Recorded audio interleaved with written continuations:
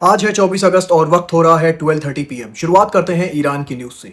दोस्तों, अमेरिका के जो ट्रेजरी डिपार्टमेंट के सेक्रेटरी हैं, जिनका नाम है स्कॉट बेसेंट, आज उन्होंने प्रेस से बात करते हुए कहा कि अब अमेरिका ईरान के खिलाफ एंड गेम की तरफ जा रहा है। मतलब ये है कि ईरान के ऊपर जो हमने सैंक्शंस लगाया था, अब उसको हम लेवल अप करते हुए जो भी कंपनीज या कंट्रीज ईरान के साथ बिजनेस कर रही है, तो हम उन कंट्रीज पर भी बैन लगाएंगे और जो जो कंपनीज ईरान के साथ बिजनेस कर रही हैं, उन कंपनीज पर भी हम सैंक्शंस लगाएंगे। दोस्तों, इसी के साथ स्कॉट बेसेंट ने कहा कि ईरान की फाइनेंशियल हालत पहले से कमज़ोर है और अब हम इसको एंड गेम की तरफ ले जा रहे हैं। जो बचे कुचे ईरान के बिजनेस ट्रेड्स हो रहे हैं, हम उसको भी ख़त्म कर देंगे। दोस्तों, ये सब इसलिए हो रहा है ताकि ईरान जो अमेरिका के हमलों से तो टूटा नहीं, तो अमेरिका चाह रहा है कि ईरान को फाइनेंशियली इतना ज़्यादा कमज़ोर कर दें कि वो फिर टेबल पर आके अमेरिका की सारी शर्तें मान जाएं। लेकिन दोस्तों, इसी के साथ ईरान के सीनियर लीडर हैं, उनका भी बयान आ गया है। उन्होंने कहा है कि जो अमेरिका कर रहा है, ये एक तरह से एक्ट ऑफ वॉर ही हम मानेंगे।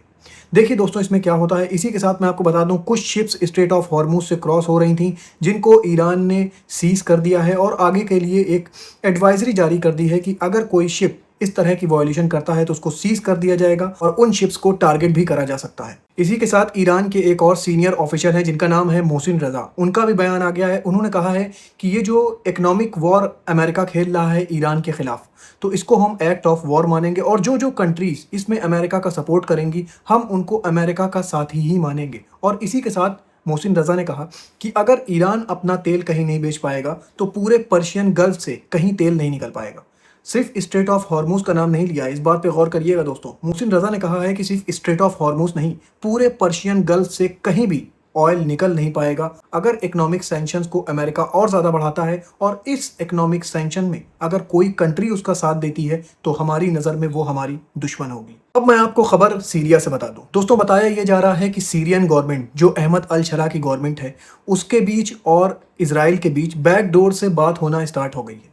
कुछ दिन पहले आपको मैंने बताया था कि सीरिया और इजराइल के बीच में भी टेंशन बढ़ती जा रही है। इसी टेंशन को दूर करते हुए अमेरिका एक तरह से मीडिएटर बना है इजराइल और सीरिया के बीच। और बताया ये जा रहा है कि इजराइल के जो मोसाद के चीफ हैं और सीरिया के फॉरेन मिनिस्टर मुलाकात करने वाले हैं बैकडोर से, ये जो सीरिया और इजराइल की टेंशन है, इसको कम करने के लिए। अब मैं खबर आपको रशिया और यूक्रेन की बता दूं।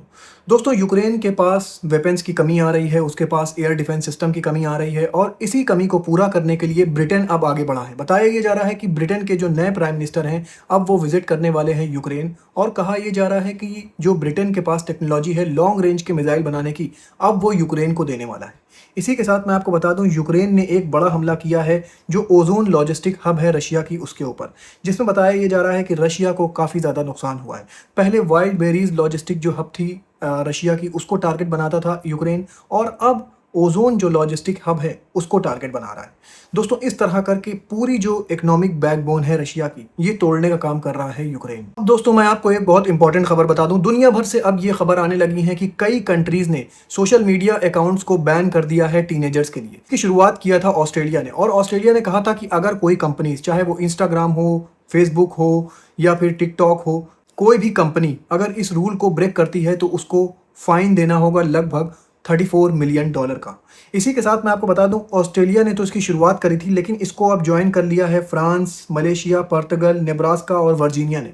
इन सब कंट्रीज़ पर भी टीनेजर्स के ऊपर बैन लगा दिया है सोशल मीडिया यूज़ करने के लिए।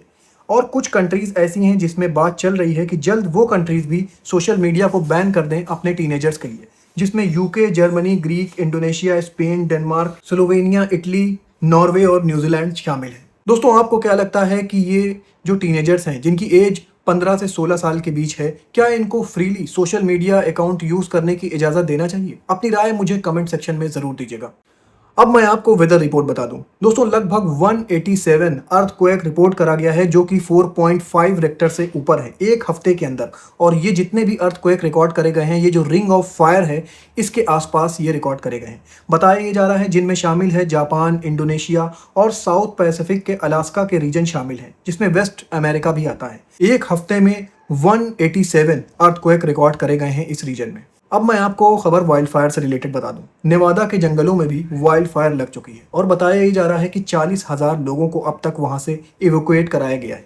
लेकिन दोस्तों, ये जो वाइल्ड फायर लगी थी, इसमें बताया ये जा रहा है कि कॉज्ड बाय ह्यूमंस है, मतलब कि इंसानों की वजह से ये आग लगी थी। लेकिन ये आग किसने लगाया, अभी ये बात खुलकर सामने नहीं आई है, लेकिन ये बात कंफर्म हो गई है कि नेवादा के जंगलों में जो आग लगी थी, this was caused by humans. अब दोस्तों एक बहुत अहम बात, अगर आप मेरे चैनल को सपोर्ट करना चाहते हैं और आप चाहते हैं कि मैं आपके पास ऐसे ही टाइमली न्यूज़ लेकर आता रहूं, तो आप मेरी यूट्यूब की जो मेंबरशिप है वो ज्वाइन कर लीजिए। जिससे क्या होगा कि मेरे चैनल को सपोर्ट मिलेगा और मुझे एक मोटिवेशन मिलेगा और मैं आपके पास ऐसे ही टाइमली खबरें लेकर आता रहूँगा।